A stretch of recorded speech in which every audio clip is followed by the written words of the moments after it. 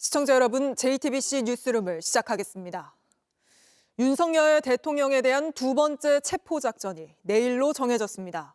구체적으로 거론되는 시점은 새벽 5시입니다. 경찰 체포조 1000여 명은 이미 집결에 들어갔고 오는 자정부터는 경호처의 차벽을 경찰 크레인으로 드러내는 작업이 시작될 수 있습니다. 경호처의 분위기는 지난번과 확연히 다릅니다. 한 관계자는 저희 JTBC에 절차에 따라 협조하기로 간부들이 뜻을 모아 전달했다고 알려왔습니다.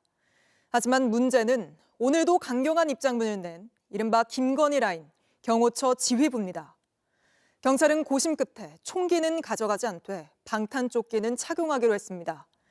이제 10시간 남은 걸로 예상되는데 불행한 충돌 없이 영장이 집행되는 게 대통령이 무너뜨린 법치를 바로 세우는 길입니다. 첫 소식 김한수 기자입니다. 체포영장을 위한 준비는 몇 시간 뒤인 내일 새벽부터 시작됩니다. 가장 먼저 한남동 관저를 겹겹이 둘러싼 버스 차벽부터 경찰 크레인과 견인차 등 중장비를 동원해 걷어낼 것으로 파악됐습니다. 경찰 국가수사본부는 한남동 산길 우회로에 설치된 면도날 철조망과 철문에 쳐진 두꺼운 쇠사슬을 제거하기 위한 절단기 등 장비도 준비했습니다.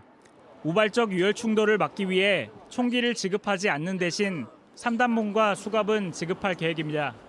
경찰 1000여 명이 내일 새벽 집행에 나서는데 서울 마포구의 광수단, 인천 수원 의정부의 경비단 등 수도권 곳곳에서 동시에 관저로 출발할 예정입니다.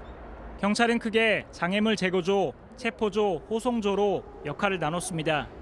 장애물 제거조가 가장 먼저 투입돼 길을 트면 체포조는 새벽 5시경 관저로 들어가고 호송조는 체포 이후를 맡게 됩니다. 국수본은 오늘 서울, 경기, 인천 형사기동대장 등과 약 2시간 동안의 회의 끝에 이같이 결정했습니다. 회의에는 공수처 검사도 참석했습니다. 당초 경찰은 체포조에 형사조끼만 입고 방탄조끼는 지급하지 않기로 했습니다. 하지만 앞선 경호처와의 회동 이후 방탄조끼를 지급하기로 방침을 바꿨습니다. 국수본은 오늘 오전 8시쯤 경호처와 3차 회동을 가졌습니다. 국수본은 안전하고 평화적인 영장 집행을 위해 협조를 요청했다고 밝혔지만 경호처는 사전 승인 없는 출입은 위법이라며 경호 업무 매뉴얼대로 대응할 것이란 기존 입장을 유지했습니다. JTBC 김한수입니다. 절대 충성파 경호처의 수뇌부는 끝내 윤석열 대통령의 지시를 받들어 극한 대치를 택했습니다. 정당한 체포영장 집행을 위법이라 규정하며 매뉴얼대로 대응하겠다는 입장문을 낸 겁니다. 하지만 강경파 김성훈 경호처장 대행에 대한 체포영장이 발부돼 경찰은 먼저 여기부터 체포한 뒤 대통령 체포에 나설 걸로 보입니다. 강버들 기자입니다. 경찰, 공수처와의 3자 회동을 가진 대통령 경호처가 오늘 오후 입장문을 냈습니다. 어떠한 경우에도 물리적 충돌을 막기 위해 노력하겠다면서도 영장 집행 자체를 막겠다는 의지를 분명히 했습니다. 대통령 관저 등은 경호구역으로 사전 승인 없이 강제 출입하는 건 위법하기 때문에 불법적 집행에는 법률에 따라 기존 경호 업무 매뉴얼대로 대응하겠다는 겁니다. 경호처는 지난 3일 1차 영장 집행 시도 때도 법과 원칙에 따르겠다며 관저 진입을 막았습니다. 대통령의 절대 안전 확보를 존재 가치로 삼는 대통령 경호처가 응한다는 것은 대통령 경호를 포기하는 것이자 직무유기라고. 당시 차량과 인력 200여 명을 동원해 스크럼까지 짰는데 현재 경호처장 대행인 김성훈 차장은 더 강경한 입장입니다. 김 차장에 대한 체포영장을 발부받은 경찰은 일단 김 차장 신병을 먼저 확보하고 대통령 체포에 나선다는 계획입니다. 물리적 충돌 우려가 커졌는데 여당은 공수처가 무리한 집행을 시도한다고, 야당은 최상목 대통령 권한대행이 제대로 역할을 안 한다고 비판하고 나섰습니다. 무슨 유혈 사태로 벌어지게 되면 그건 어떻게 할 거예요? 그건 전적으로 공수처 책임입니다. 불법 행위를 압박하고 조장하고 있는 간부들을 당장 직위 해제하면 그렇게 우려하는 유혈 충돌을 막을 수 있는 것 아닙니까? JTBC 강버들입니다. 두 번째 체포 시도까지 몇 시간 남지 않은 지금 체포조는 어떤 움직임을 보이고 있는지 바로 경찰 국가수사본부로 가보겠습니다. 자, 임예은 기자, 새벽 5시가 유력한 상황이죠. 1차 시도 때보다 많이 앞당겨 들어가는 건데 특별한 이유가 있습니까? 여러 가지를 고려한 선택입니다. 먼저 경호처의 누적된 피로를 공략하겠다라는 계산이 담긴 것으로 보입니다. 지난 3일 1차 체포영장 집행 시도가 있던 뒤로 이 관저 방어 태세는 강화됐지만 이게 벌써 2주 가까이, 그러니까 지금까지 이어지면서 이 경호처가 느끼는 피로감 상당합니다. 경찰이 예고한 내일의 2차 체포영장 집행, 이르면 새벽 5시부터입니다. 이 경호처를 새벽부터 하지만 그보다 한참 전부터 이 장애물 제거에 나설 것으로 보이고요. 이 경호처 역시 밤새 이에 대응할 수밖에 없습니다. 경찰은 새벽부터 경호처를 압박하고 이 수시로 이 인력을 교대할 예정입니다. 이 단기간부터 장기전까지 이 염두에 두고 대규모 인력을 꾸려둔 상황입니다. 이런 상황만 보더라도 이 수사팀이 이번 집행을 마지막으로 끝내겠다라는 이런 의지가 반영된 것으로 보입니다. 네, 근데 경호처가 오늘 또 강경한 입장문을 냈잖아요. 경찰은 이걸 보고 어떤 새로운 대책을 세운 게 있습니까? 네, 체포 영장 집행을 앞둔 오늘 오전 8시쯤 이 경찰과 경호처, 공수처가 3자 회동을 가졌습니다. 평화적인 영장 집행을 요청하기 위해서 이 협조를 요청했지만요. 이 경호처는 매뉴얼대로 하겠다라는 기존의 입장을 고수했습니다. 물론 경호처가 총기를 사용하는 일은 벌어지지 않을 수 있겠지만요. 경찰은 여러 가지 상황을 시나리오에 넣고 있습니다. 경찰은 이 총기 사용 경고를 하는 것만으로도 이 특수 공무집행방해 혐의로 입건이 가능하다라는 입장입니다. 이렇게 경고를 하는 것만으로도 이 현행범으로 체포하고 민형사상 책임까지 묻겠다라는 계획을 세워뒀습니다. 네, 경찰 역시 매우 강경하게 맞서고 있는 상황입니다. 네, 또 경호처가 여전히 이 관저에 진입하려면 경호 책임자의 허락이 필요하다고 주장하고 있는데 여기에 대해서도 경찰은 이미 법원으로부터 다 판단을 받은 거다 이렇게 맞서고 있죠. 네, 그렇습니다. 이 경호처와 경찰의 입장은 조금 다릅니다. 하지만 이번에 발부된 이 영장, 법원에서 발부한 적법하고 또 정당한 영장입니다. 이 물건을 가져가기 위해서는 군사 지역에 대한 이 법률을 따라야 할 수 있겠지만요. 사람을 데려가는 체포영장에 있어서는 이게 적용되지 않는다라고 보고 있습니다. 영장을 발부한 법원도 같은 입장입니다.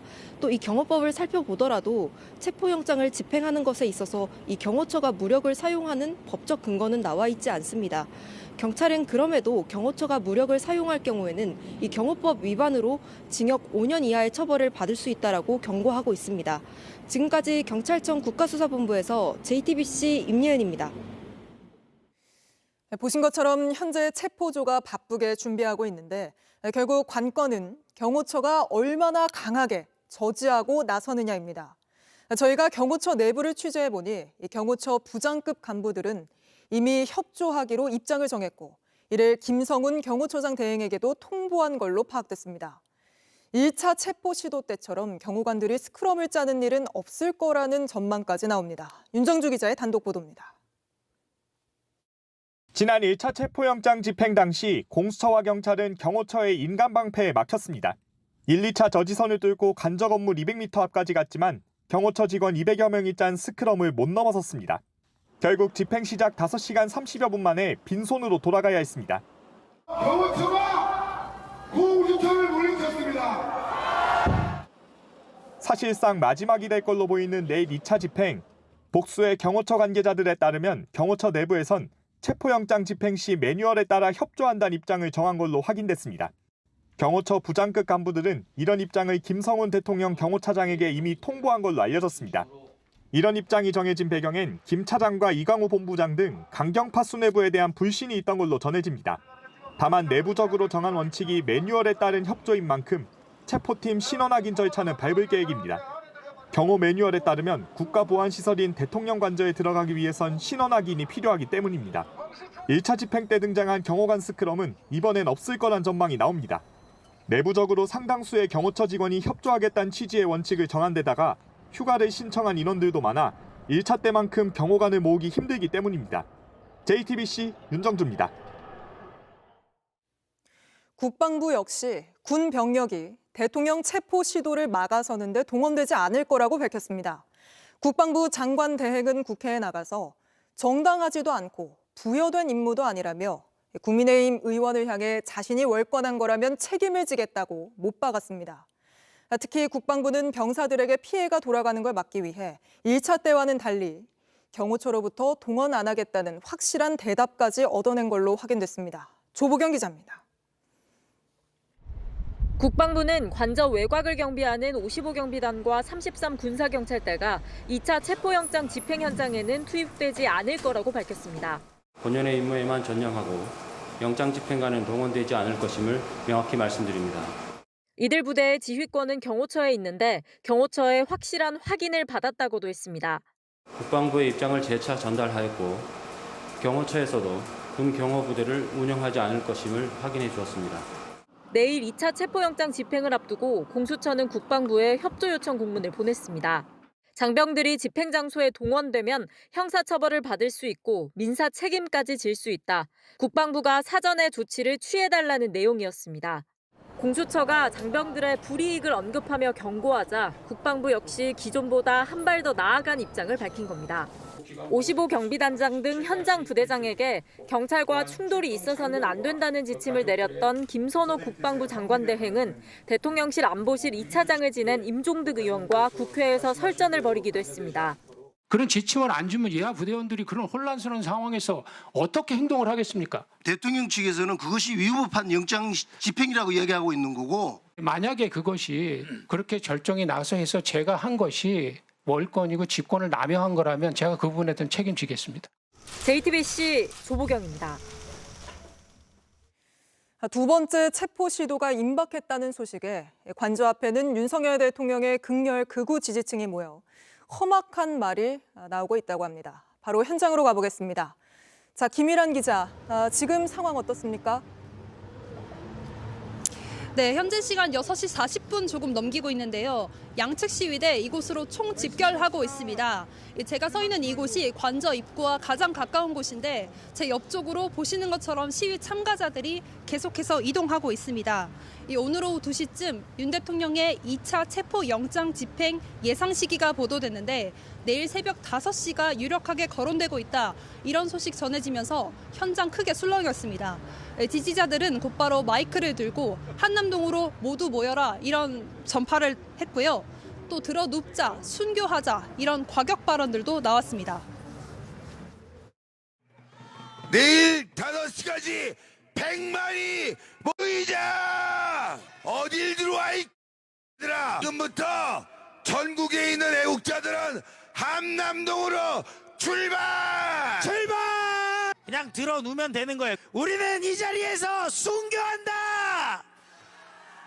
내일 오후 우리는 하늘에서 다 같이 만납시다!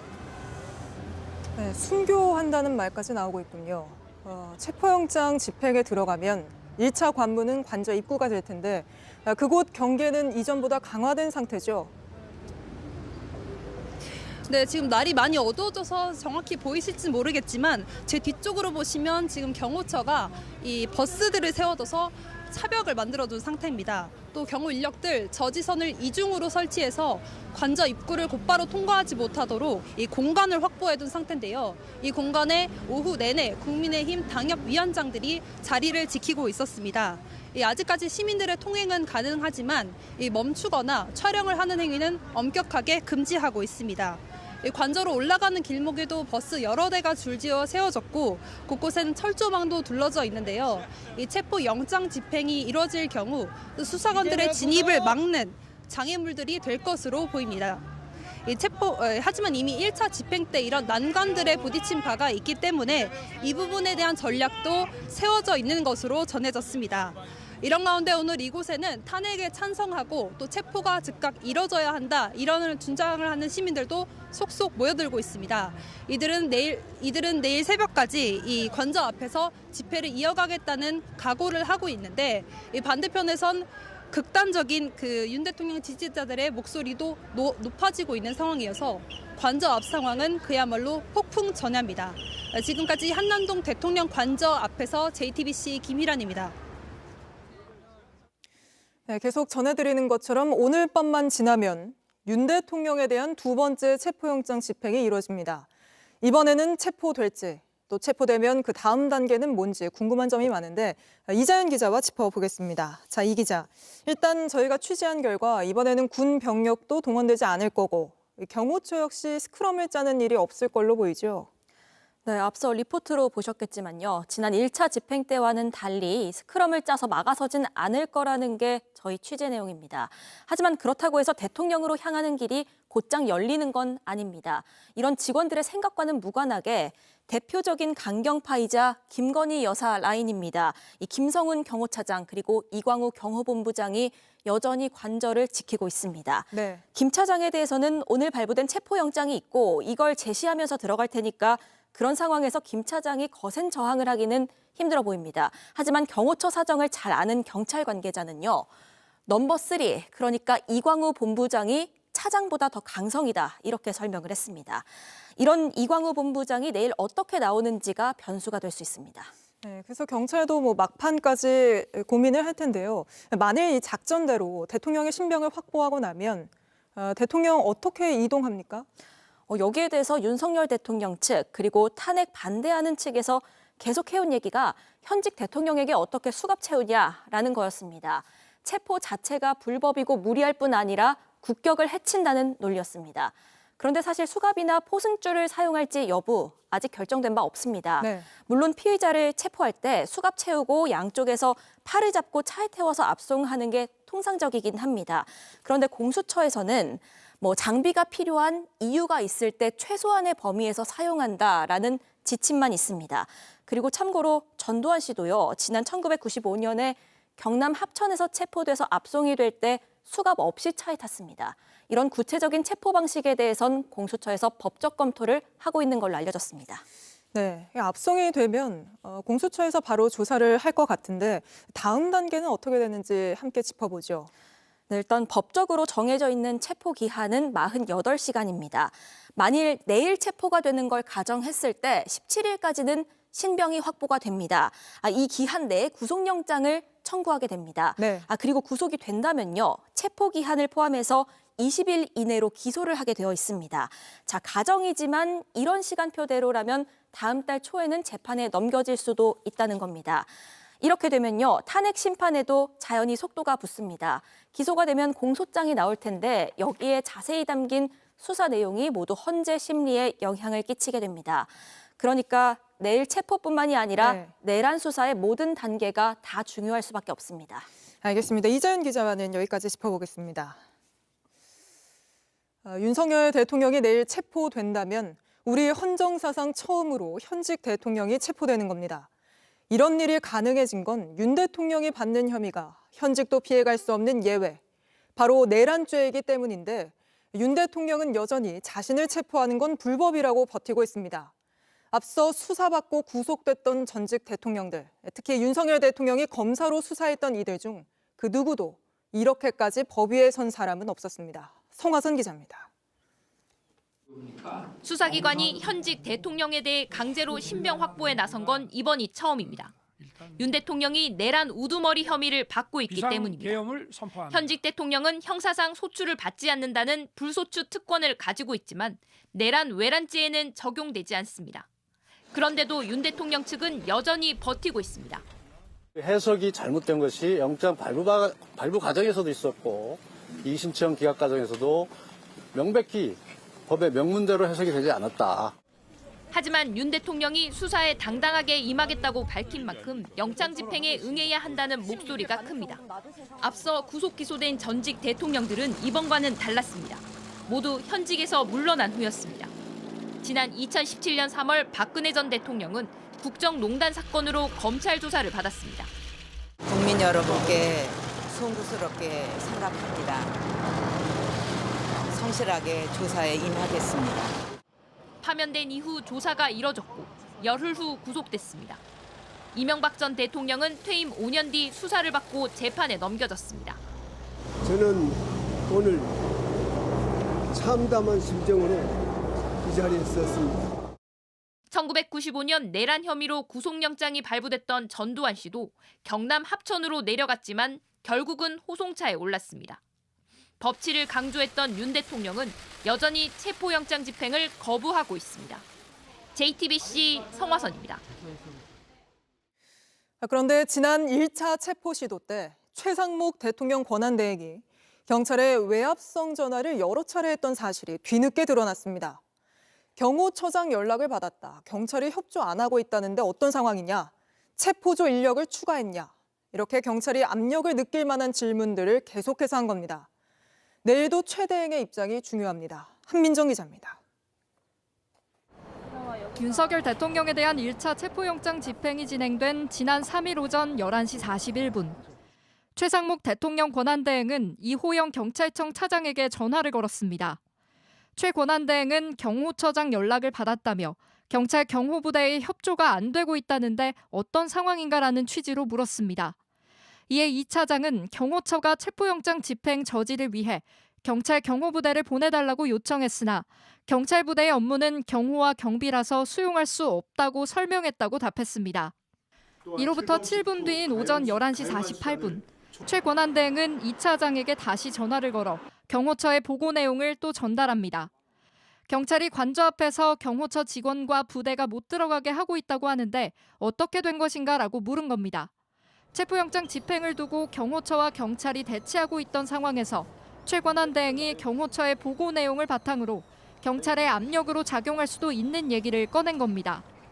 그 뒤로도 최 권한대행은 이 차장에 2번 더 전화를 걸어 체포영장 집행 시 충돌이 있어서는 곤란하다며 체포영장 집행을 위해 국수본에서 인력이 추가 증원됐냐며 현장에 투입된 경찰력 현황을 묻기도 했습니다.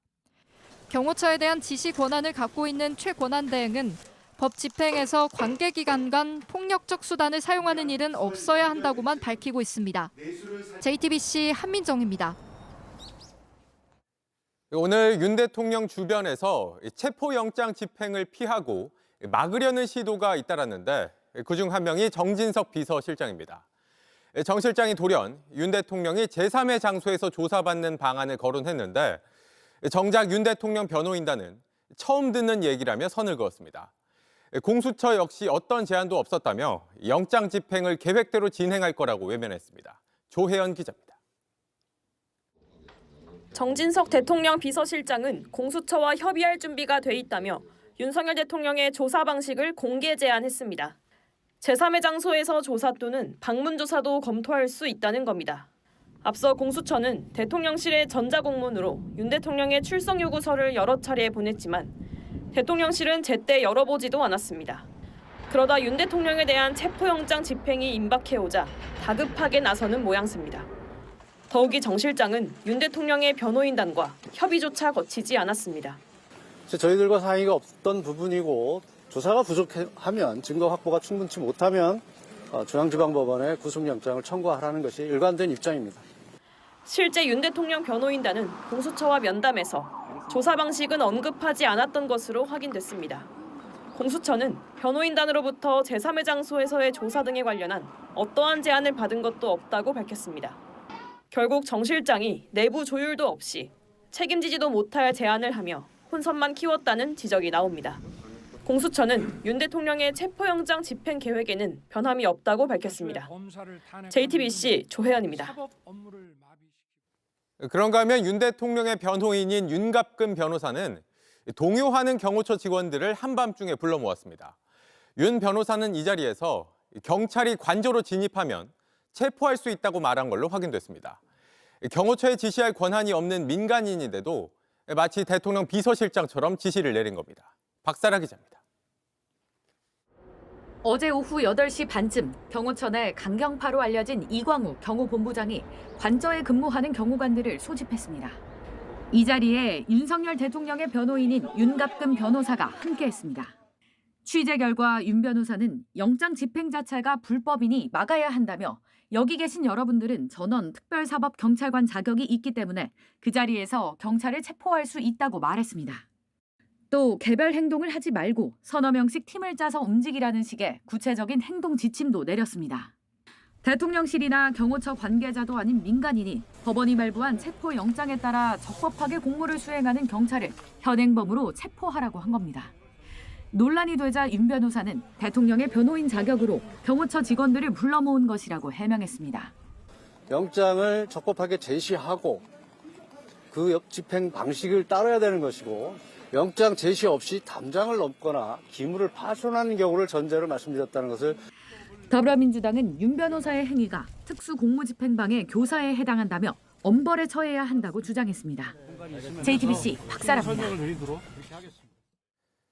체포영장 집행을 앞장서서 맡고 있는 경호처의 실세, 김성훈 차장은 윤 대통령 부부의 두터운 신임을 받는 인물입니다.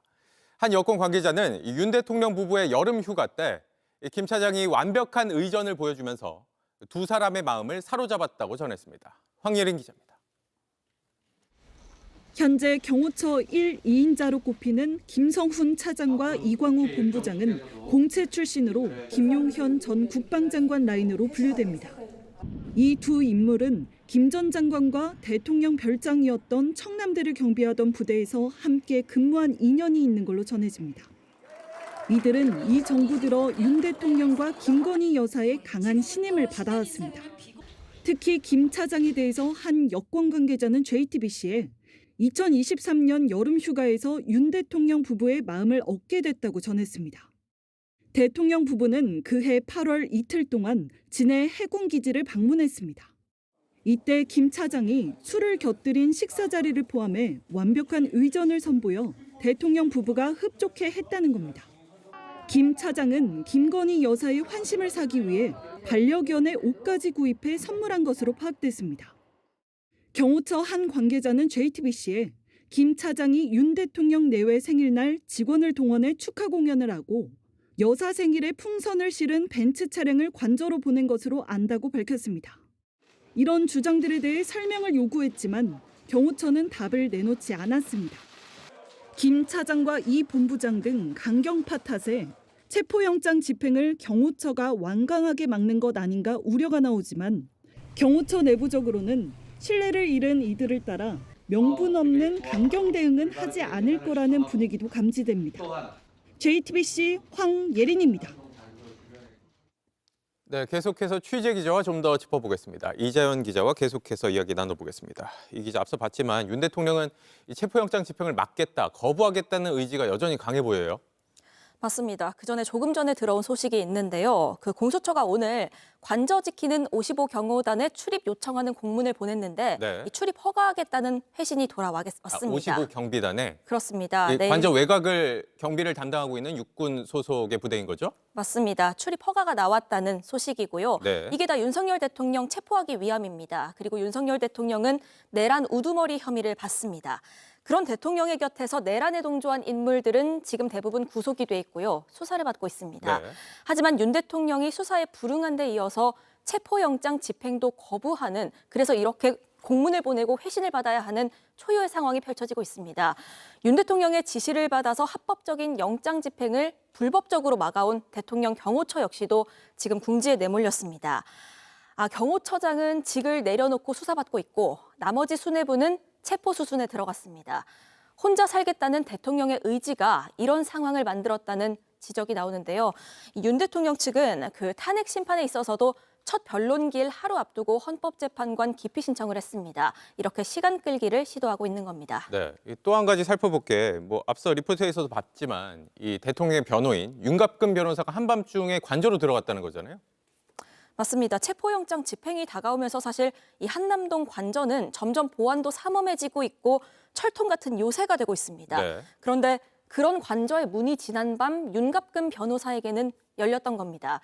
경호처 일선 직원들이 불안해하고 내부에서는 집행에 협조해야 한다, 이런 여론이 나오니까 본인이 직접 나선 걸로 보이는데, 물론 윤 변호사는 관저에 들어가서 경호원들한테 수사기관이 적법한 영장 제시 없이 체포를 시도하면 문제가 되는 거다라고 설명을 한 거라고 주장을 했습니다. 그런데 여기에 이어서 어떤 얘기를 했는지 잠깐 들어보겠습니다. 네.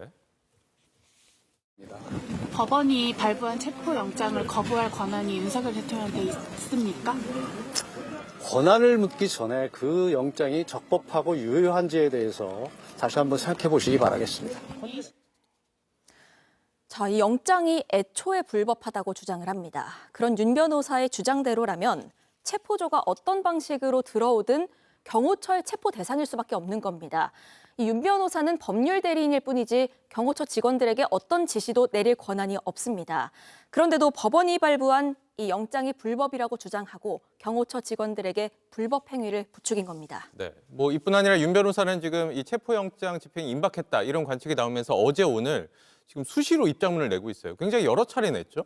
맞습니다. 어제 오늘 이틀 사이에만 거의 10번 가까이 입장이 나오고 있습니다. 네. 실제로 윤갑근 변호사는요. 저희가 정리를 좀 해봤는데 어제 하루 동안만 그 아침 8시부터 시작해서 6차례 2시간 간격으로 입장문을 냈습니다. 그런 와중에 석동현 변호사의 기자회견도 있습니다. 네. 또 오늘만 해도 이 윤갑근 변호사 입장문이 지금까지 3차례가 나왔고요. 오늘 역시 윤갑근 변호사가 이 탄핵 심판 변론 마치고 나오면서 또 카메라 앞에 선 바가 있습니다. 사실상 이 윤석열 대통령이 변호인 입을 빌려서 여론전을 펼치고 있는 거다 이렇게 볼 수가 있습니다. 네. 지지층이 마지막까지 결집하도록 이 논리를 제공하고 계속해서 지지를 호소하고 있는 걸로 보입니다. 네, 알겠습니다. 여기까지 듣겠습니다. 이자연 기자였습니다. 네, 오늘 정진석 비서실장은 대국민 호소문을 통해서 윤 대통령을 일방적으로 감싸기도 했습니다. 특히 대통령을 굳이 체포해야 할 이유가 없다는 식으로 주장하기도 했는데 이런 주장은 정 실장뿐만 아니라 여권, 일부 언론, 지지자들도 하고 있습니다. 김태형 기자 보도 보시고 이 주장 따져보겠습니다. 정진석 비서실장의 대국민 호소문은 윤석열 대통령에 대한 체포영장 집행을 하루 앞둔 오늘 새벽 6시쯤 나왔습니다. 정 실장은 공수처와 경찰, 국가수사본부가 관저에 고립돼 있는 윤 대통령에게 수갑을 채워 끌고 나가려고 한다고 주장했습니다. 수차례 소환 조사에도 불응하고 법원의 체포영장 집행도 막으면서 고립을 자초한 건데 경찰과 공수처 탓만 한 겁니다. 영장 집행을 저지하겠다며 불법 대응을 예고한 경호처 수뇌부에 대한 언급은 없었습니다. 그러면서 정 실장은 윤 대통령을 마치 남미의 마약갱단 다루듯 몰아붙이고 있다고 말했습니다. 최고 헌법기관인 윤 대통령이 수갑을 차고 수사관에 끌려 관저를 나서는 것이 2025년 대한민국에 어울리는 모습이냐며 지지층 결집을 겨냥한 듯한 말도 했습니다. 또 정 실장은 자연인 윤석열의 입을 틀어막아선 안 된다고 했지만 윤 대통령은 법률 대리인단을 통해 하루에도 수차례씩 본인 뜻이 담긴 입장을 내놓고 있습니다. 윤 대통령에게 특례를 달라고 요구하는 것이 아니라고도 했지만 법원이 발부한 영장을 마음대로 거부하고 있는 것이 이미 일반 국민은 절대 누릴 수 없는 특혜라는 지적이 나옵니다. 12.3 내란 사태부터 체포영장 집행 불응까지 윤 대통령이 초래한 국가적 혼란에 대해선 외면했다는 비판이 제기됩니다. JTBC 김태형입니다. 네, 대통령을 굳이 체포해야 하느냐 이렇게 주장하는 사람들, 대통령이 스스로 걸어 나와서 조사받으면 된다는 사실, 대통령이 일반 국민들은 상상도 못할 방식으로 수사와 법률을 무시하고 있다는 사실은 언급하지 않습니다. 강희연 기자와 하나씩 따져보겠습니다. 자, 강 기자, 지금 이 모든 상황은 윤 대통령 스스로 만든 거란 지적이 많은 상황이잖아요. 네, 맞습니다. 사실 해결책은 명확합니다. 네. 이 모든 혼란을 한 번에 정리할 수 있는 건 윤 대통령이 직접 수사기관에 출석해서 조사를 받는 겁니다. 이미 윤 대통령도 이 법적, 정치적 책임을 피하지 않겠다고 여러 차례 공언해 왔는데요. 직접 들어보시죠. 네. 저는 이번 계엄 선포와 관련해서 법적, 정치적 책임 문제를 회피하지 않겠다고 이미 말씀드린 바 있습니다. 네, 말은 이렇게 했는데 지금까지 어떤 것도 책임지는 모습을 보여주지 않고 있고 수사도 일체 거부하고 있어요. 그래서 체포까지 나선 거 아닙니까? 네, 맞습니다. 수사기관이 체포영장을 갑자기 집행을 한 게 아닙니다. 12.3 내란 사태를 주도한 이 김용현 국방장관과 여인영 방척사령관을 비롯한 이 군 지휘부, 또 조지호 경찰청장과 이 김봉식 서울경찰청장 등 이 경찰 지휘부 등 9명이 모두 구속돼서 이미 재판에 넘겨졌습니다. 네. 또 내란 우두머리인 윤 대통령에 대한 이 조사만 남은 건데요. 지난해부터 수사기관의 출석 요청에 전혀 응하지 않고 있습니다. 앞서 검찰에 1차, 2차 출석 요구, 또 공수처의 1차, 2차, 3차 요구를 모두 거부했습니다. 출석 요구서도 의도적으로 수령하지 않았는데요. 당시 윤 대통령 측은 이 검찰, 경찰, 공수처의 중복 수사를 문제 삼았는데 이 공수처로 수사가 일원화되자 이번엔 기소를 해라, 또 사전 영장을 청구하라면서 다른 걸 문제 삼고 있는 상황입니다. 네. 그러면 이 윤 대통령 측의 입장을 종합을 해보면 이 수사에 응하겠다는 뜻 자체가 없어 보이는 상황 아닙니까? 네, 그렇게 보입니다. 이 윤 대통령 측은 이 공수처는 내란죄에 대한 수사 권한이 없다. 따라서 발부받은 체포영장도 불법 무효란 입장입니다. 하지만 법원은 공수처의 체포영장을 2차례나 발부하면서 사실상 공수처의 수사 권한을 인정했습니다. 네. 또 윤 대통령 측이 낸 2차례 이의 신청도 모두 기각을 했습니다. 또 법원은 내란죄 혐의를 적시한 검찰의 김용현 전 국방장관 구속영장도 발부한 바 있습니다. 네. 이런 상황에서 여권은 계속해서 불구속 수사를 요구하고 있어요. 네, 그렇습니다. 오늘 당과 대통령실은 일제히 윤 대통령을 불구속 수사해야 한다, 이렇게 주장을 했습니다. 하지만 이젠 구속 수사가 필연적이라고 보는 시각이 큽니다. 윤 대통령은 법정 최고형인 이 사형인 이 내란 수괴 혐의를 받는 데다 또 김용현 전 장관의 공소장엔 윤 대통령이 100회 이상 언급됐을 만큼 윤 대통령은 이미 정점으로 지목된 상태입니다. 또 윤 대통령은 이 구속 기소된 핵심 인물들의 주요 진술을 부인하고 있는 데다 또 체포영장 집행도 막겠다는 방침이고 또 수사기관 출석도 거부하고 있는 상황입니다. 따라서 이 도주, 증거 인멸 우려도 커지고 있는데요. 이 정 실장은 유독 윤 대통령에게만 가혹하다라고 했지만 이 현 사태를 극한으로 몰고 있는 건 윤 대통령 스스로란 지적이 나오고 있습니다. 네, 알겠습니다. 강희연 기자였습니다. 체포영장이 집행되면 탄핵 심판 절차도 더 빨라질 수 있습니다. 오늘 헌법재판소에선 탄핵 심판 첫 변론이 진행됐지만 윤 대통령이 불출석하면서 4분 만에 끝났습니다. 정계선 재판관에 대한 윤 대통령 측의 기피 신청은 만장일치로 기각됐습니다. 김혜리 기자입니다. 윤석열 대통령의 운명을 좌우할 헌재의 시간이 막을 올린 지 4분 만에 끝났습니다. 당사자인 대통령이 첫 변론 기일에 출석하지 않았기 때문입니다. 앞서 윤 대통령 대리인단은 체포영장 집행 시도로 신변 안전 등이 우려된다며 불출석을 예고한 바 있습니다. 오늘 변론에는 헌법재판관 8명이 전원 참석했습니다. 헌재는 윤 대통령 측이 낸 정계선 재판관에 대한 기피 신청을 기각했습니다.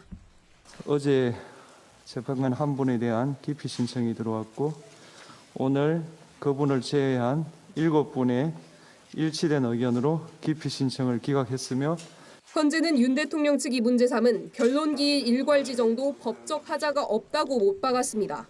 일괄 지정은 헌법재판소법 30조 3항, 헌법재판소 심판규칙 21조 1항에 근거한 것이며 여기는 헌법재판소이지 형사법정이 아니기 때문입니다.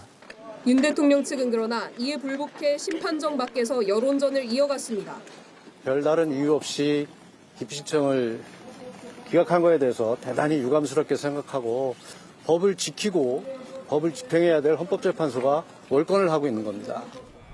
다음 기일은 이틀 후인 16일에 열립니다. 윤 대통령 측은 대통령이 필요하면 횟수 제한 없이 출석할 것이라 했지만 이날 출석할지 여부는 불투명합니다.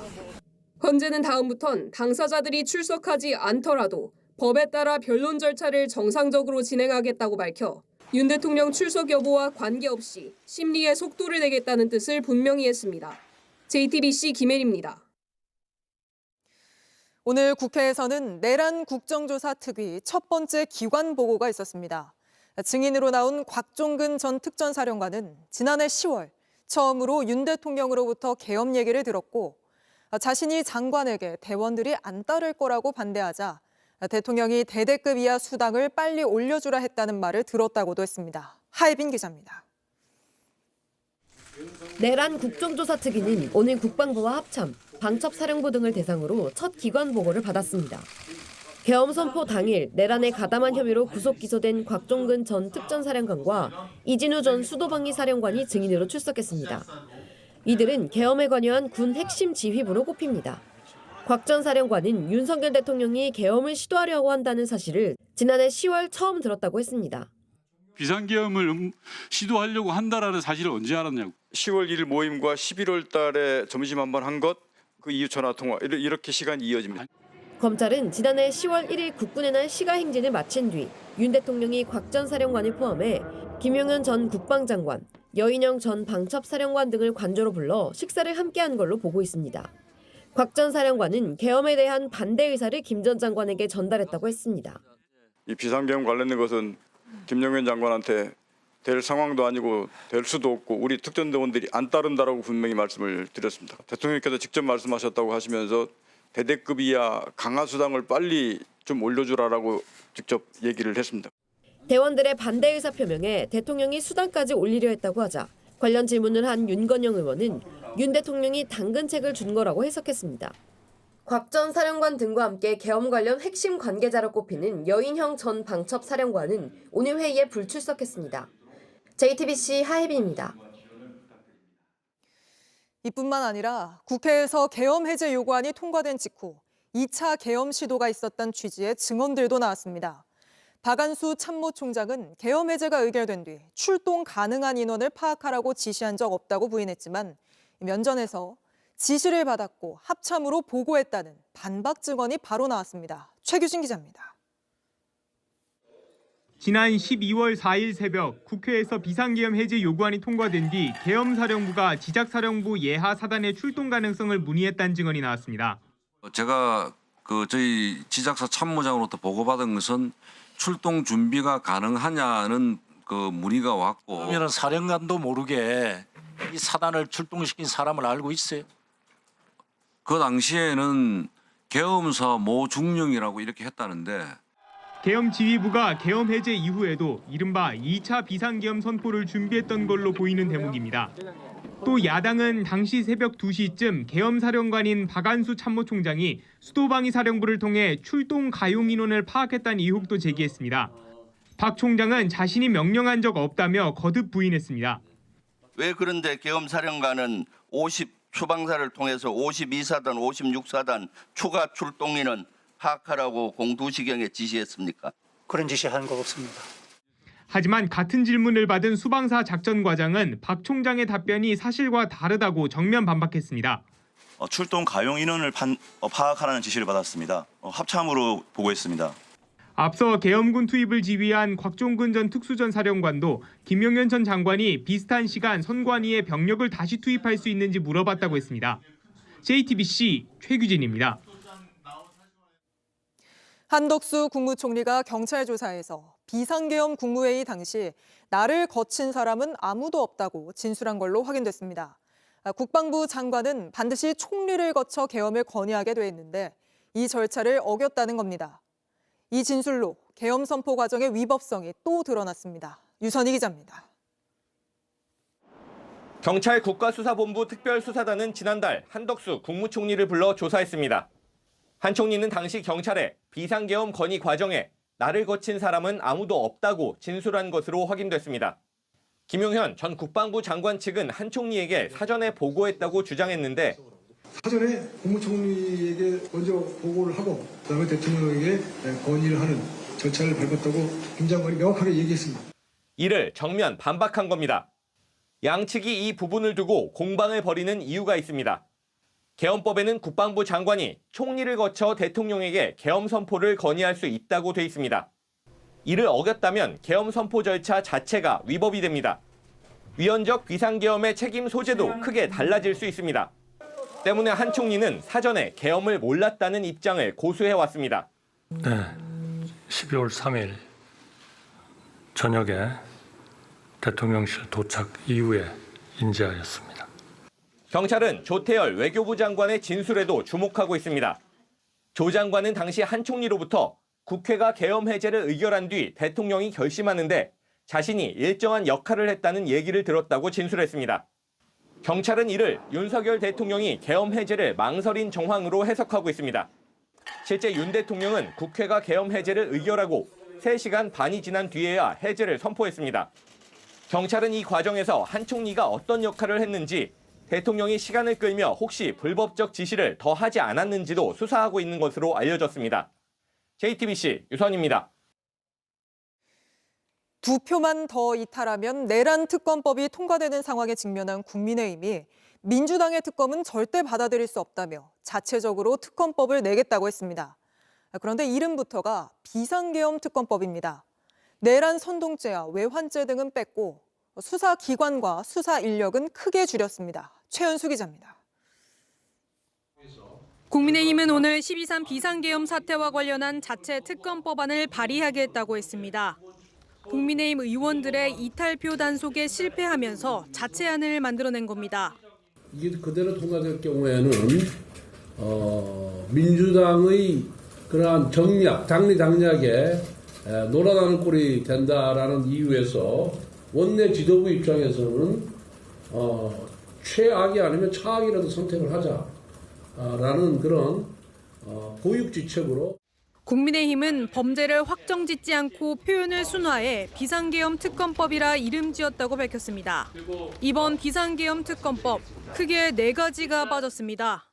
내란 선전 선동죄, 외환죄가 수사 대상에서 제외됐고 압수수색 방식과 사건 처리 보고 규정도 삭제됐습니다. 다만 국민적인 의혹이 있는 부분은 포함하겠다고 밝혔습니다. 정치인, 공무원 등 체포 구금 의혹, 사전 모의 의혹 등입니다. 이번 국민의힘이 내놓은 법안은 상설특검법에 준해 만들었습니다. 이렇게 되면 최대 110일간 수사할 수 있고 68명의 수사 인원이 투입됩니다. 야당이 제시한 인원 절반에도 못 미치는 수준입니다. 민주당은 16일 본회의에서 내란 특검법을 처리하겠다는 입장을 강조하면서도 다만 그 전에 여야 합의가 이뤄질 경우에는 합의된 안으로 통과를 시키는 것도 가능하다고 밝혔습니다. JTBC 최연수입니다. 12.3 내란 사태의 기획자이자 핵심 실행자인 김용현 전 국방부 장관이 이번 달부터 한 달에 530만 원이 넘는 군인연금을 받습니다. 내란 중요 임무 종사 혐의로 구속되고 재판에 넘겨졌지만 군 복무 중에 벌인 일이 아니란 이유로 군인연금은 그대로 받게 되는 겁니다. 윤세민아 기자입니다. 김용현 전 국방장관은 12.3 내란 사태 이틀 만인 지난달 5일 장관직을 내려놓으며 2가지 서류에 서명을 하고 떠났습니다. 첫 번째는 대통령 경호처장으로 2년 3개월, 국방부 장관으로 3개월 재직하는 동안의 퇴직금을 달라는 퇴직급여 청구서였고, 두 번째는 경호처장과 장관으로 재직하며 일시정지된 군인연금을 다시 지급해달라는 재퇴직 신고서였습니다.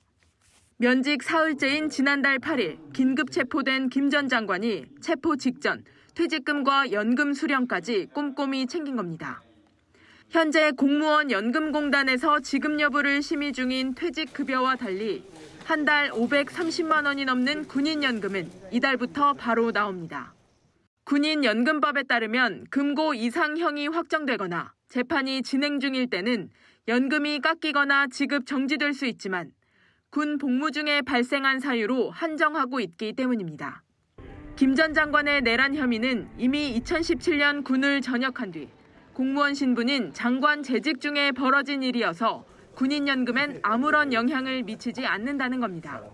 김 전 장관과 달리 군 복무 중 내란 혐의를 받는 박안수 육군참모총장 등 계엄 가담 사령관들은 재판에서 금고 이상형이 확정되면 군인연금이 박탈됩니다.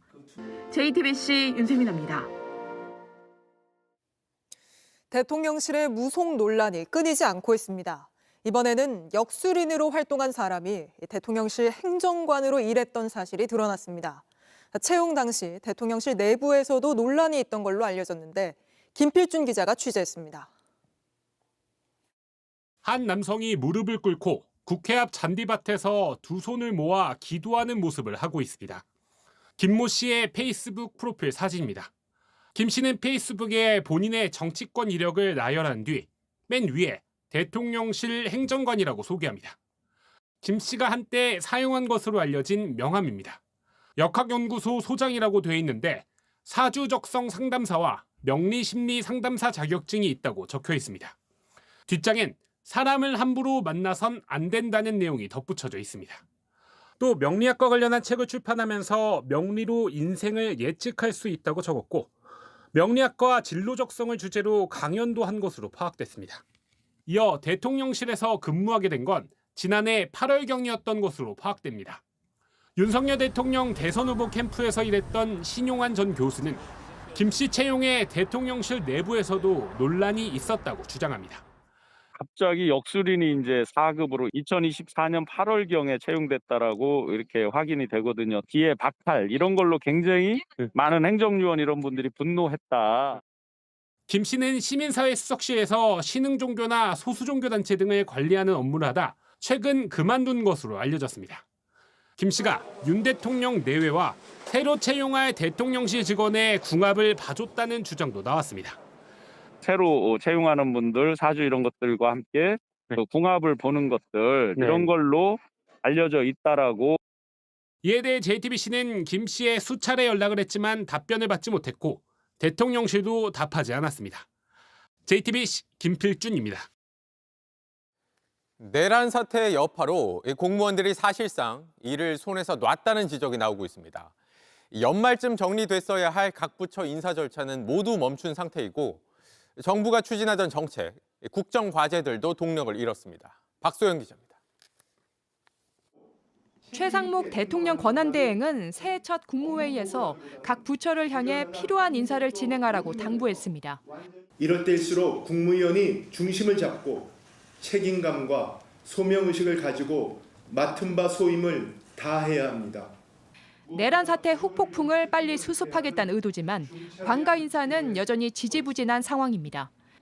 중소벤처기업부의 경우 중소기업 정책 전반을 총괄하는 1급 자리가 5달째 공석입니다. 이 인사를 검증해야 할 대통령실이 제 기능을 못하고 있어서입니다. 추진하다가 기억이 드신 거예요. 그 용산에서 그걸 하는 담당 부서가 우리만 하는 건 아니잖아요. 전부터 쓰여 있는 거 다 하고. 국장급 인사는 아예 관망 상태입니다. 승진보다는 다음을 기다리자는 분위기도 공공연하게 감지됩니다. 그리고 국장님들 같은 경우에는 기간이 짧으니까 빈자리 올라가는 거에 대한 부담이 있을 수밖에 없어요. 진짜 정확한 분이 말씀드리면 오히려 더 조심하고 이 밖을 잘 꺼낸다. 매년 하는 새해 업무 보고격인 주요 현안 해법회의에선 현 정부가 드라이브를 걸어왔던 핵심 국정과제가 빠진 경우도 많았습니다. 대한민국 정부라는 시기가 정지하는 거죠. 이 기간 동안 거의 올스톱하고 미니멈으로 하고 있다는 뜻이니까 정부의 경쟁력이나 이런 게 다 떨어지는 거고. 길어진 탄핵 정국의 정책 추진 동력마저 사라지고 있습니다. JTBC 박소연입니다. 보신 것처럼 정부가 또 공무원들이 소극적으로 일하는 가운데 서민들의 삶은 곳곳에서 적신호가 켜지고 있습니다. 빚을 갚기는커녕 이자조차 감당하지 못하는 채무자들이 올해 21만 명을 넘어서며 역대 최다를 기록할 걸로 전망됩니다. 박준우 기자입니다. 서울 서대문구에서 5년째 고깃집을 운영하는 A씨. 매출은 급감했는데 오른 물가 탓에 지난해부터 사실상 손해준 돈이 없습니다. 식재료비도 다 올랐잖아요. 근데 임대료는 떨어지는 게 아니고 오르잖아요. 근데 그만큼의 음식값은 못 올리잖아요. 코로나 때가 나왔어요, 차라리. 폐업할 돈이 없어 울며 겨자 먹기로 영업을 하고 있지만 남은 건 1억 2천만 원에 달하는 빚뿐입니다. 개인 신용대출 플러스 사업자 신용보증에 대한 사업자 대출 받을 수 있는 거 정말 다 받았어요. 이제는 그냥 두 손 들고 듣게 된 케이스. 추심 전화에 시달리던 끝에 결국 채무 조정을 신청했습니다.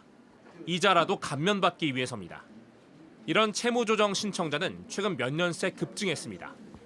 그런데 올해는 21만 명을 넘어서며 역대 최다를 기록할 걸로 보입니다. 지난해보다 10% 가까이 늘어난 수치입니다. 대부분은 경기 침체에 직격탄을 맞은 영세 자영업자들입니다. 못 버티고 폐업하더라도 빚의 악순환은 끊어내지 못합니다.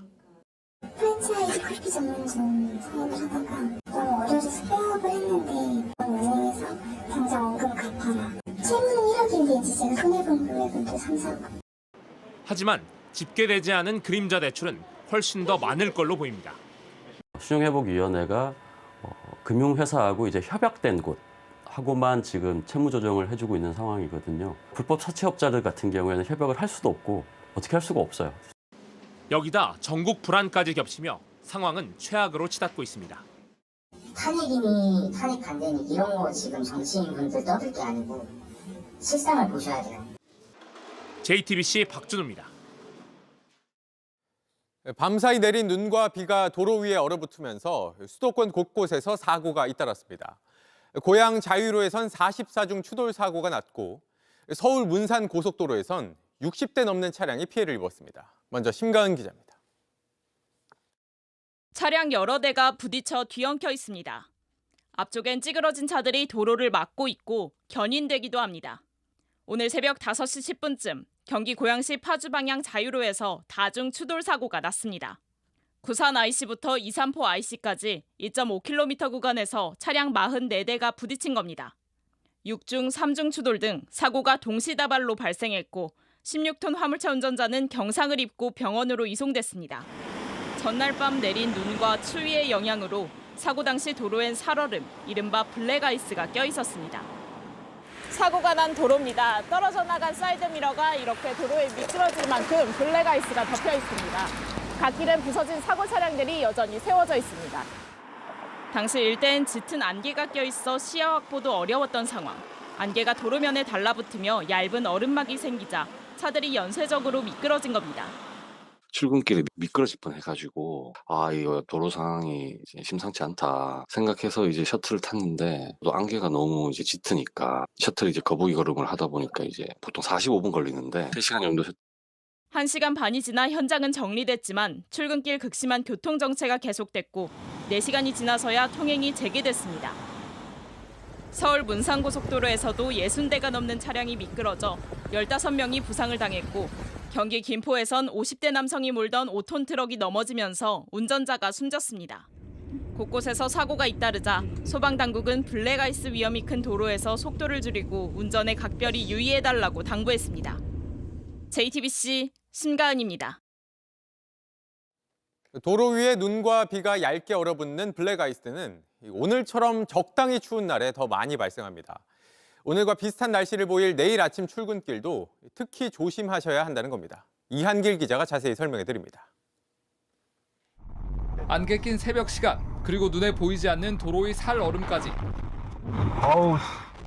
출근길에 벌어진 이번 사고는 한 달 전 발생한 14중 추돌 사고 때와 기후 환경이 닮았습니다. 오늘 새벽 경기 고양시의 최저 기온은 영하 1도. 블랙 아이스는 이렇게 적당히 추운 날 주로 만들어집니다. 공기는 따뜻한데 지표면은 차갑다 보니 비나 안개가 바닥에 닿는 순간 얼어붙는 어는비 현상 때문입니다. 공기 중에 떠있는 수증기나 물방울의 형태로 되어 있는 입자들이 지표에 닿는 순간 눈에 보이지 않는 코팅된 얼음의 형태로 나타나게 되는 것입니다. 먼지와 섞여 있어 눈에 잘 보이지 않는 데다 브레이크를 밟더라도 제동거리가 5배까지 늘어납니다.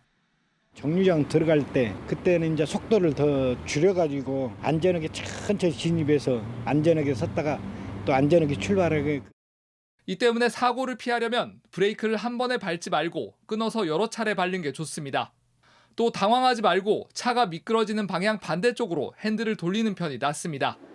이런 날씨엔 보행자들도 위험하긴 마찬가지입니다. 신발이 미끄러워가지고 횡단보도인데 차 와서 빨리 가려다가 넘어질 뻔했어요. 제가 아는 동료는 넘어져가지고 반찼었어요. 내일은 다시 추위가 찾아옵니다. 쌓인 눈과 아스팔트 틈에 있는 물기가 그대로 얼어붙기 때문에 차도 사람도 주의가 필요합니다. 서울 최저 기온은 영하 6도, 낮 최고 기온은 영하 1도로 예상됩니다. 전라 서쪽 지역과 제주도 산지엔 최대 5cm의 눈이 내리겠습니다. JTBC 이한길입니다.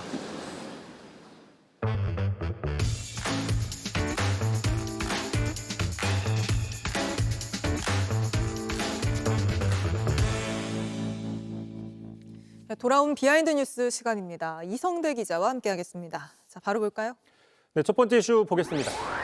찍히면 고발한다.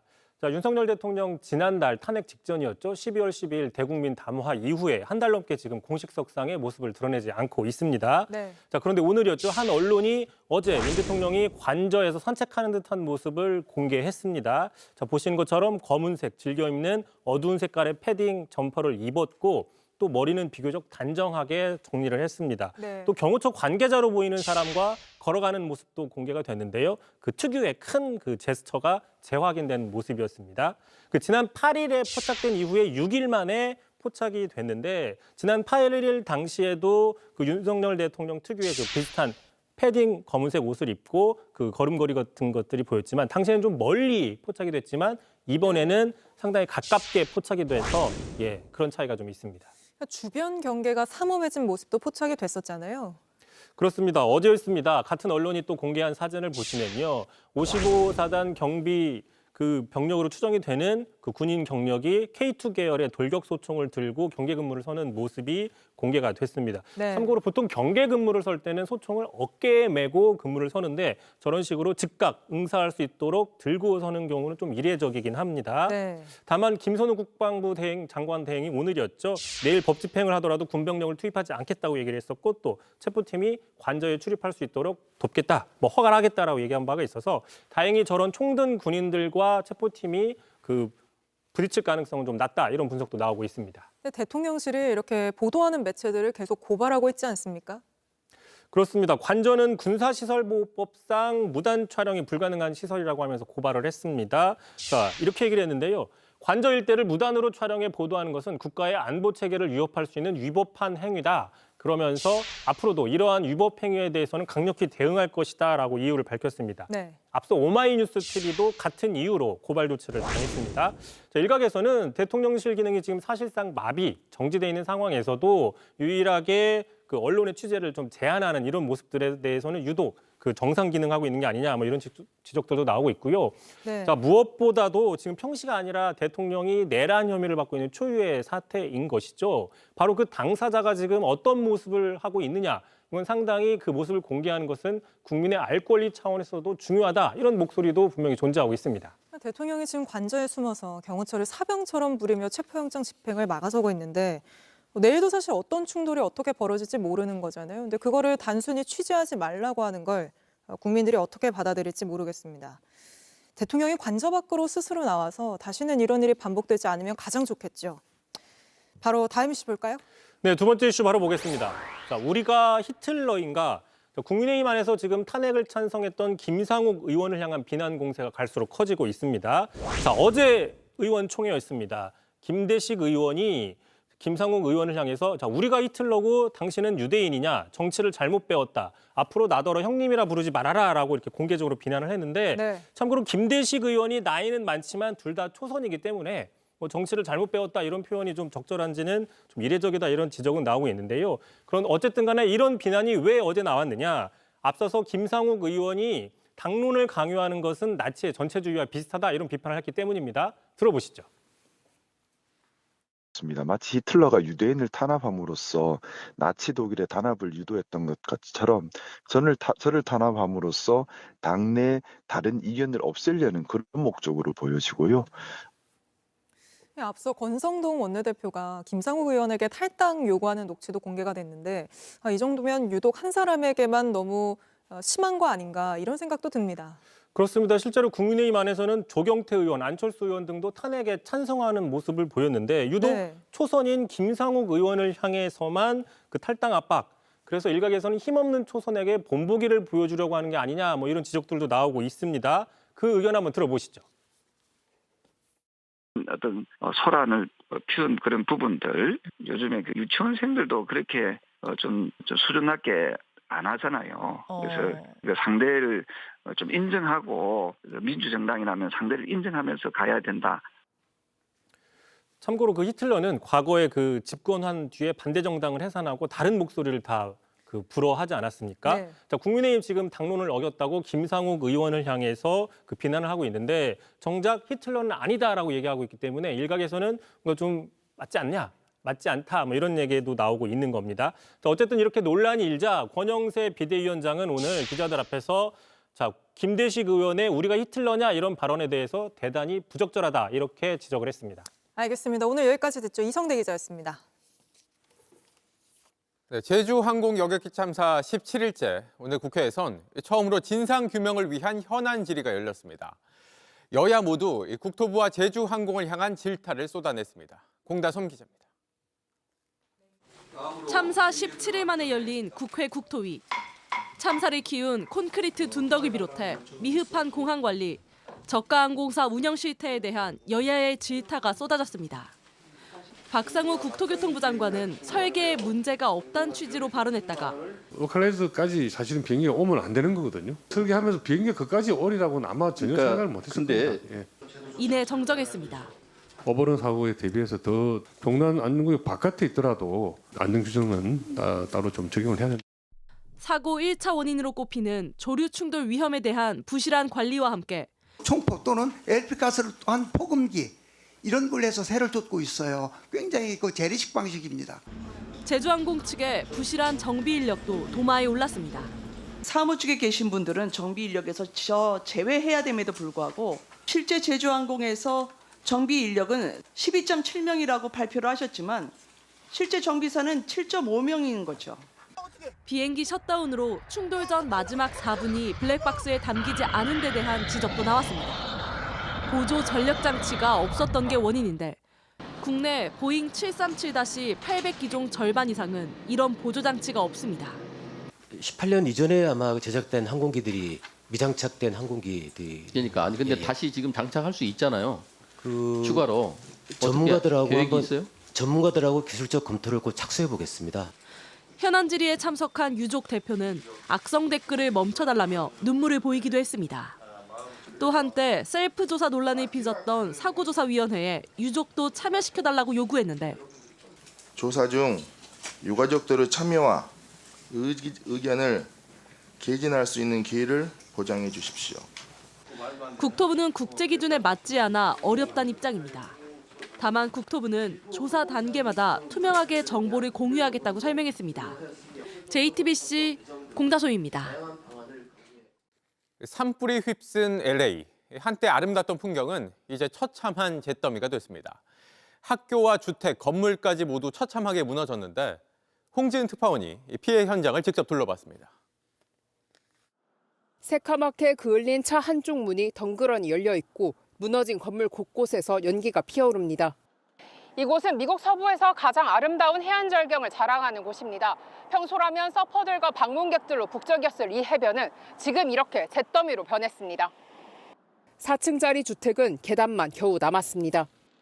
일주일 넘게 타오르는 팰리세이드 산불은 축구장 13,000개 넘게 태웠습니다. 동쪽으로 50km 떨어진 곳에선 또 다른 불길이 번지고 있습니다. 이곳은 이튼 산불 발원지 바로 아래에 있는 한 초등학교입니다. 모두 불타고 이렇게 책상과 의자, 뼈대만 간신히 남아 있습니다. 주택가는 더 심각합니다. 도로를 사이에 두고 마을이 통째로 사라졌습니다. 전기도 가스도 끊겼지만 주민들은 대피할 수 없습니다. There were looters already, getting to the house. No, we had no electricity, no gas, and the water is contaminated. You cannot take a shower, so we have to get food where they're given down there. 현재까지 파악된 사망자는 24명이지만 산불이 확산하고 있어 사망자는 더 늘어날 수 있습니다. 팰리세이드 산불은 11%, 이튼 산불은 33% 진압됐습니다. 고비는 내일입니다. LA 카운티 일대에 시속 110km의 강풍이 다시 예보되면서 적색 경보가 발령됐습니다. 로스앤젤레스에서 JTBC 홍지은입니다. 요즘 학생들의 문해력이 떨어진다는 얘기가 계속되자 서울시 교육청이 초중고 학생들의 수준을 진단했습니다. 그 결과가 어떻게 나왔을지 이희령 기자가 보도합니다. 특정 단어들을 넣어 문장을 만든 뒤 학생들에게 어떤 뜻인지 물었습니다. 학생들이 가장 많이 헷갈린 단어는 금일. 내일 시무식 행사는 비가 오면 장소가 바뀔 예정입니다. 금일이 내일이 아니에요. 뭐였지? 내일 첫 번째 건 모르겠는데. 심심한의 의미는 대부분 몰랐습니다. 참석자분들에게는 약간 양해 감사를 드립니다. 심심한 감사는 약간 잘 모르겠네요. 코로나19 이후 학생들의 문해력이 떨어진다는 우려가 커지자 서울시 교육청이 진단검사를 실시했습니다. 9만 4천여 명의 문해력을 측정하고 점수에 따라 1에서 4단계로 평가했는데 그 결과 학년이 올라갈수록 기초 미달인 학생들 비율이 높아졌습니다. 초등학교 4학년 중 기초 미달 학생은 3.4%였지만 고등학교 1학년 중에선 7%나 된 겁니다. 올해 독서 토론 부분을 강조해서 아이들이 많은 말을 하고 많이 듣고 소통하는 것을 통해서 문해력을 향상시키고자 합니다. 수리력 진단검사에선 기초 미달 학생 비율이 더 크게 늘었습니다. 또 고1 학생 10명 중 4명이 보통 수준 미만인 걸로 파악됐습니다. 학년이 높아질수록 수학을 포기한 이른바 수포자가 늘어난 겁니다. 서울시 교육청은 수학 기초부터 심화까지 기본 계획을 새로 수립해 학생들 역량을 끌어올리겠다고 했습니다. JTBC 이희령입니다.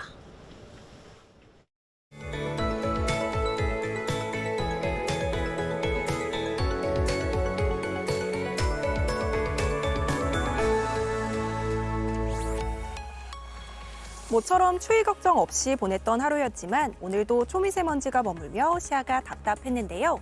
밤사이 강한 찬 공기가 유입되면서 내일은 공기가 깨끗해지겠습니다. 다만 날씨는 다시 추워지겠습니다. 서울의 아침 기온 영하 6도로 시작해 낮에도 영하권에 머물겠습니다. 옷 따뜻하게 입으셔야겠습니다. 특히 중북부 지역에는 다시 한파특보가 내려졌고요. 이들 지역은 영하 10도 아래로 뚝 떨어지겠습니다. 내일 새벽부터 아침 사이에는 충남과 호남을 중심으로 눈이 내리겠습니다. 반면 건조특보가 이어지고 있는 동해안은 여전히 건조하겠습니다. 아침 기온은 춘천 영하 10도, 대전 영하 5도 등 오늘보다 5도에서 많게는 10도가량 낮겠는데요.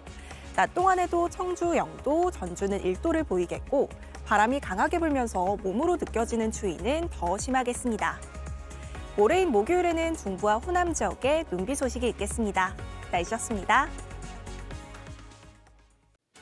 뉴스룸 저희가 준비한 소식은 여기까지입니다. 시청해주신 여러분 고맙습니다.